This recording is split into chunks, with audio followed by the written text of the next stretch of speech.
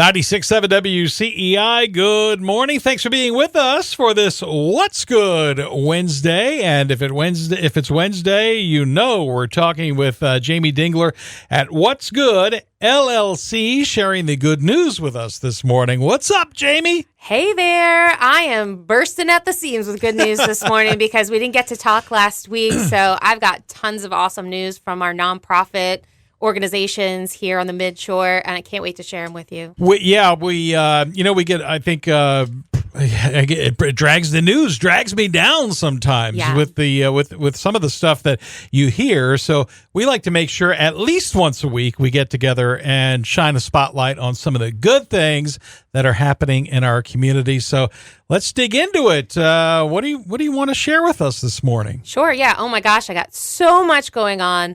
So first of all, we're talking about the Tread Avon Players. They have a brand new summer program that's coming up for students in 5th through 12th grade. It's their Shakespeare Midsummer Stage. I think this is really cool. It's an immersive 4-day workshop, and they get to explore Hamlet, Macbeth, Midsummer's Night's Dream. They'll have interactive readings and scene studies and learn acting techniques. And it's just a really cool thing for kids who are into theater, like keeping the theater kids engaged during summertime. I love it. So that's something if you want to learn more about, treadavonplayers.org. If I were in 5th through 12th grade, where I would be this summer.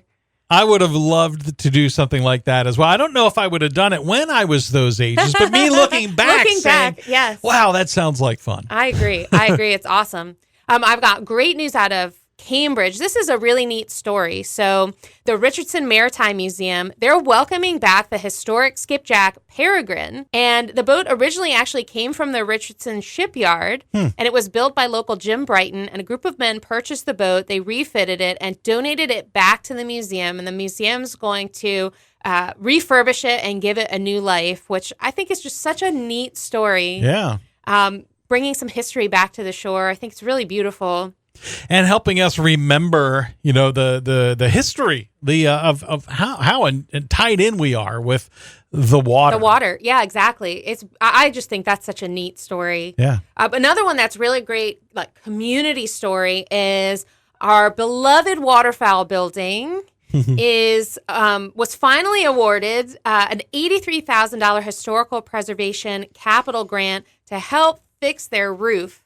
They did last year. This is a big deal because that building is so important to this community. It hosts so many amazing events, not just the waterfowl, but just so many amazing events and a lot of nonprofit events as well. So it's just really important to the community. Last year they did an exterior rehabilitation. They had window repairs and things like that, but they didn't get a chance to fix the roof. So this grant funding is going to allow them to remove the old roofing layers, repair damaged decking, and install a new roof and metal coping, new gutters, downspouts. It's going to be all shiny and new. Nice. And I think that's just so wonderful for our Waterfowl Festival, the Waterfowl Building, and really the whole community benefits from that. So, I had some really good times in that building, and we did the lip sync battle there, the no shave event, cover your chin. Oh yeah, that was a good time too. Tons of great stuff. You're right. Happens there. Yeah, they do so many. In addition to waterfowl, so many great events. Yeah, it's really incredible, and it's central to the Easton area, so it's a great place to have an event. So I'm very excited for them. Another thing that is community-wide is the Avalon is hosting their plein air festival, and that is kicking off next Friday, the 11th, and it runs through Sunday, July 20th. They have activities, demos, events for all of ages. They've got quick draw painting competition on the 19th. And if you want more information, you can go to Plein Air Easton. That's PLEIN Air Easton. And that's such a fabulous event. Yeah. I love walking around town and seeing like the little tableaus that the artists are painting. It's really, really neat. Great, talented folks from in that world of plein air painting. The best of the best come to this competition. Yeah. This is a big deal. Yeah. You wouldn't think so in our little tiny neck of the woods, but this is one of the biggest plein air festivals there is. So pretty neat that all of these artists converge on on our area and bring us some beautiful art. It's amazing. Bring them some bottles of water or something like that if it's hot that week. A fan. Sure they appreciate something, it. Yeah. Anything.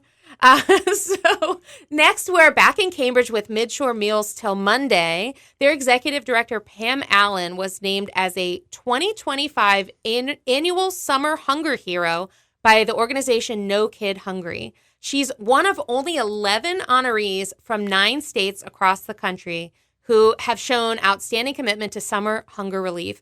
Midshore Meals Till Monday began serving summer meals last year, and through a grant with No Kid Hungry, now they have a fully outfitted van, and it allows them to expand their outreach of summer meals to families even living in remote areas. So really huge for Midshore Meals Till Monday. I think that's fabulous. Yeah, that's what it's all about.